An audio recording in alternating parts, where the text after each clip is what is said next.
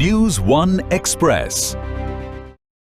மயிலாடுதுறை தருமபுரம் ஆதீனம் 27வது குருமகா சந்நிதானம் ஸ்ரீலஸ்ரீ மாசிலாமணி தேசிக ஞானசம்பந்த பரமாசாரிய சுவாமிகளை தமிழக வேளாண் துறை அமைச்சர் வினோத் சந்தித்து ஆசி பெற்று ஆதீன கர்த்தருடன் கலந்துரையாடினார்.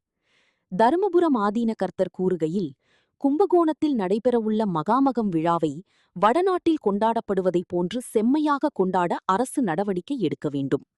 விவசாயம் சார்ந்த பகுதியான மயிலாடுதுறை மாவட்டத்தில் வேளாண் கல்லூரி அமைப்பதற்காக முந்தைய ஆட்சியில் அமைச்சர்களிடம் கோரிக்கை வைத்தோம்.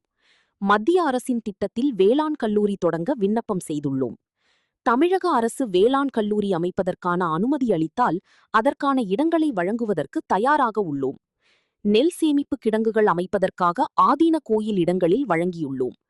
அண்டை மாநிலங்களிலிருந்து தானியங்களை வாங்குவதை கைவிட்டு நமது மாநில உற்பத்தியை ஊக்குவிக்க வேண்டும். விவசாயிகளின் உழைப்பை வீணாக்காமல் பாதுகாக்க வேண்டும் என்றார். பின்னர் அமைச்சர் வினோத் செய்தியாளர்களிடம் கூறுகையில், மயிலாடுதுறை மாவட்டத்தில் வேளாண் கல்லூரி அமைப்பதற்கான வாய்ப்புகள் இருந்தால் முதல்வர் கவனத்திற்கு கொண்டு சென்று நிறைவேற்றிக் கொடுப்போம். கடந்த ஆட்சி காலத்தில் அண்டை மாநிலங்களில் உணவு தானியங்கள் கொள்முதல் செய்துள்ளனர். அதனை படிப்படியாக குறைப்பதற்கான நடவடிக்கை எடுக்கப்பட்டுள்ளது.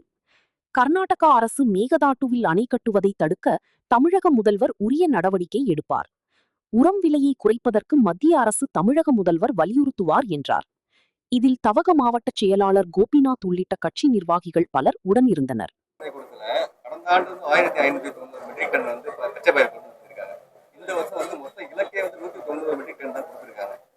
கடந்த ஆண்டே ஒரு பற்றாக்குறையோட தான் இருந்துச்சு. விவசாயிகள் தனியார் கிட்ட வெறும் 190 டன்னுங்கும் போது நிறைய விவசாயிகள் வீட்டில் வச்சுட்டு காத்துக்கிட்டு இருக்காங்க. அந்த இலக்கை உயர்த்தி தரத்துக்கு மத்திய அரசு வலியுறுத்தணும். அது என்ன மாதிரி? இல்லை சார், நாங்கள் எங்களோட வேளாண்மை துறை சார்பாக அந்த கொள்முதல் பண்ணுறதுக்கான நாங்கள் ஆலோசனை கூட்டம் நடத்திக்கிட்டு இருக்கோம்.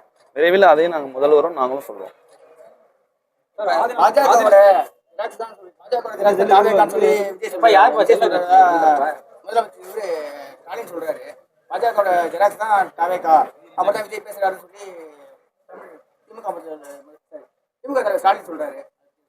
என்ன பண்ண அரசாங்கம் அதை கம்மி பண்றதுக்கான ஏற்பாடுகளும் செய்து கொண்டு பொட்டாஷ் உள்ளிட்ட உரங்களோட விலை கடுமையா உயர்ந்திருக்கு. 1600 ரூபா இருந்தது 2200 ரூபா. விவசாய செலவு நான் அதிகரிச்சுட்டே போகுது. என்ன பண்ண போறீங்க? அந்த 3500 இல்ல சார், அதை குறைக்கிறதுக்கு மத்திய அரசு நாங்கள் கோரிக்கை வைப்போம். செய்திகளை உடனுக்குடன் தெரிந்து கொள்ள லைக் பண்ணுங்க, ஷேர் பண்ணுங்க, சப்ஸ்கிரைப் பண்ணுங்க, மறக்காம கமெண்ட் பண்ணுங்க.